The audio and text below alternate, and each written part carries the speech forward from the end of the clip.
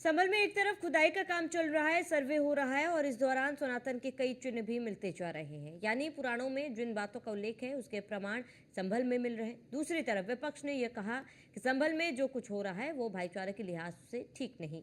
अब सवाल ये कि अगर इतिहास को जमीन में दफन किया गया है तो खुदाई से बाहर आ रहा है तो फिर विपक्ष को ऐतराज क्यों? विपक्ष सच सामने आने से क्यों घबरा रहा? ये रिपोर्ट देखिए।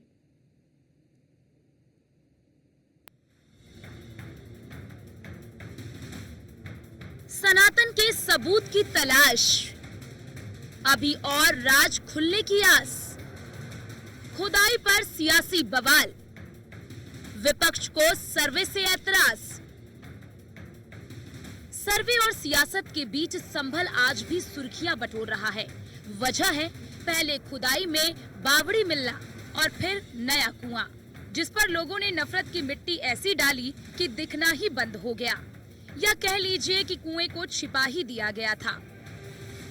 यह साक्षात प्रमाण संभल में निरंतर निकल रहे पुख्ता मंदिरों का भी प्रमाण दे रहे हैं। वहीं बावड़ी का मिलना अपने आप में आश्चर्यचकित कर देने वाला है, क्योंकि जब आप संभल का इतिहास देखेंगे तो वो हिंदू राजाओं महाराजाओं की प्रमुख नगरी के रूप में जाना जाता था। वहीं हमारी सनातन धर्म में, हमारे सनातन परंपरा में, हमारी सनातन आस्था में भी यह माना जाता है कि भगवान विष्णु के 10वें अवतार भगवान कलिक का भी वहां अवतार होगा, जो पूरी तरीके से हरिहर के रूप में है, हरिगढ़ के रूप में है, हरि के घर के रूप में है। और उसके बाद उसको मुगलों का शाही फरमान का नगरी बनाया जाना यह अपने आप में दुखद रहा। लेकिन आज माननीय मुख्यमंत्री जी के नेतृत्व में हिंदू अपने अधिकारों के लिए संगठित होकर आगे बढ़ रहा है। अब न हिंदू बटेगा न कटेगा, डटेगा और डटकर मुकाबला करेगा। संभल में तीर्थ तो प्रकट हो रहे हैं, लेकिन इन तीर्थों का प्रकट होना अखिलेश यादव और कांग्रेस को चुभने लगा है। अखिलेश यादव कह रहे हैं, अगर कहीं भी खुदाई की जाए तो कुछ न कुछ मिल जाएगा। बीजेपी नेताओं के घर में भी खुदाई करवाई जाए तो उनके यहाँ भी कुछ न कुछ मिल जाएगा। तो कांग्रेस नेता कह रहे हैं कि बीजेपी ने कोई काम नहीं किया है, इसलिए खुदाई करके ही माहौल बना रहे हैं। खुदाई से रास्ता नहीं निकलेगा। ये खोदने वाले लोग माइक उठा लो भैया, राहुल को खोदेंगे।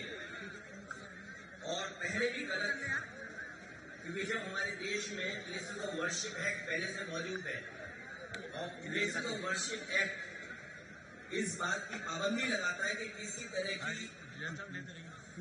नीचे कर लो, खुदाई के काम न हो। लेकिन भारतीय जनता पार्टी जानबूझ करके इन मसलों को इसलिए उठा रही क्योंकि किसान के सभा पर वो बात करना चाहते हैं। अगर खोद दो तो न जाने क्या मिले। कहीं ऐसे भाजपा के नेता है उनके घर घुस जाए तो न जाने क्या मिलेगा उससे। भाजपा के नेताओं के भी घर खुद जाए तो न जाने क्या मिलेगा उसके अंदर। मान लो भगवान श्री कृष्ण को याद कर रहे हैं, 5000 साल हुए भी, 5000 साल की तो हम इतिहास जानते हैं। ये धरती 1 लाख साल से और मनुष्य कब से आ रहे कब से जा रहे हैं, तो कहीं खोद दो के करना मिल जाए वहां पर। जब भगवान श्री कृष्ण जिसमें प्राण छोड़े उसी समय से मान्यता है कि कलयुग शुरू हो गया। और वो स्थान जहाँ पे भगवान श्री कृष्ण ने प्राण छोड़े वो गुजरात में है, सोमनाथ के बगल में है। सरकार कुछ बना तो सकती नहीं, सिर्फ खुदाई करा सकती है। और बंद कर दिया था जिसने, जिसकी प्रॉपर्टी रही होगी उसने बंद किया होगा। जिस संभल के जिस मंदिर की आप बात कर रहे हैं 1978 में, वो लोग अपना मकान बेच के चले गए, उस मंदिर में ताला लगा के चले गए। भाई 1978 में तो बीजेपी के लोग सरकार में थे, जनता पार्टी की सरकार थी। Jansangh was part of the government. Atal Bihari Vajpayee और एल.के. आडवाणी जो थे वो केंद्र में मंत्री थे और कल्याण सिंह जो थे वो उत्तर प्रदेश सरकार में मंत्री थे। तो मतलब आप कौन सा नैरेटिव चलाना चाहते हो भैया?